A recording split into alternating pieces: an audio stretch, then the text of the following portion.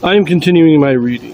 What I'm doing in this series is to read through the entire standard works of the Church of Jesus Christ of Latter-day Saints. This consists of the Bible, the Book of Mormon, the Doctrine and Covenants, and the Pearl of Great Price. I am reading in a chronological order of events, not according to publication or volume, so I will be skipping around a bit as I move along. Isaiah chapter 23. Tyre shall be overthrown. I also want to mention that this video does have a Joseph Smith translation in it. What the Joseph Smith translation is, this is an inspired translation or correction of the Bible done by Joseph Smith to restore those passages that had been lost over the years. The burden of Tyre. Howl, ye ships of Tarshish, for it is laid waste, so that there is no house, no entering in from the land of Chittim. It is revealed to them.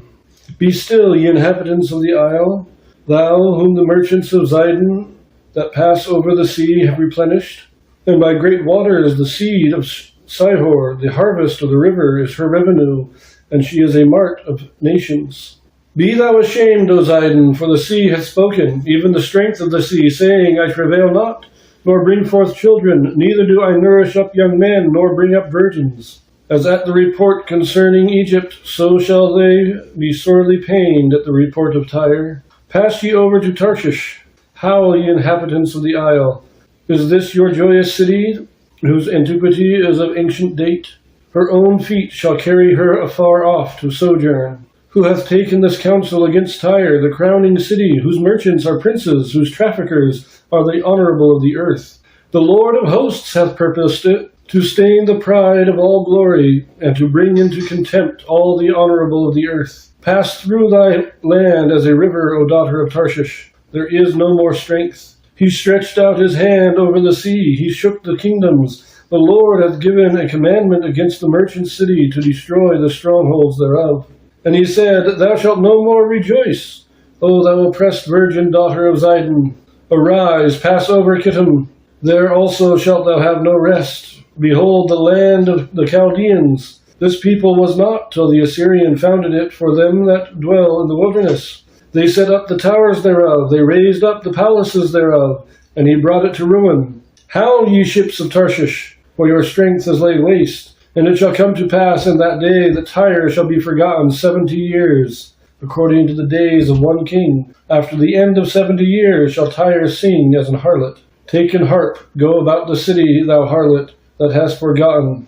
Make sweet melody, sing many songs, that thou mayest be remembered.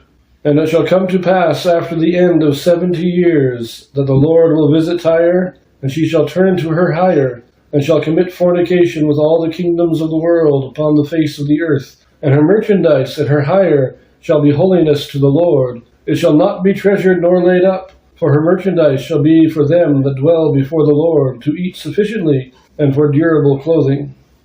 Let us look at the footnotes first. And I did read the entire chapter. In the first verse here, of course, the burden of Tyre. Tyre, it is probably the strongest of all the Phoenician cities. The Phoenicians were a maritime people that spread across the coastlines of the Mediterranean. It was men from Tyre that would go and found the city of Carthage, which would become the second most powerful city on the Mediterranean after Rome. And it was the great rival of Rome for decades. So these were the Phoenician people. I think Tarshish is a city in Spain, but it was a city founded by the Phoenicians, which is why they talk about it here a lot, is that they were a maritime trading people. They would sail all over the Mediterranean, trading and bringing back goods. And Tyre was the main merchandise city. It was the main port in the east that all of the other ships would come through. That was your main. If you were going to trade with the east, you would trade through the port city of Tyre. And Tyre itself was built on an island just off the mainland. So we have that mentioned here. Verse 2, Be still, ye inhabitants of the isle, because Tyre was built on an island. But let us see here, again, back to verse 1. Chittim means Cyprus, refugees tell of destruction, right? So from the land of Chittim it is revealed to them. So people fleeing the destruction of Tyre would go to the island of Cyprus. That's what that says. That's what that means. That's what Chittim is.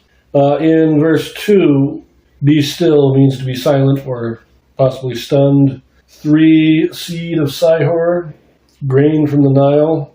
So This is a description of all the trade and stuff that passed through the city of Tyre. Came up through Egypt. It would come from Tarshish, from the far end of the Mediterranean, from Cyprus, from Egypt, and all that.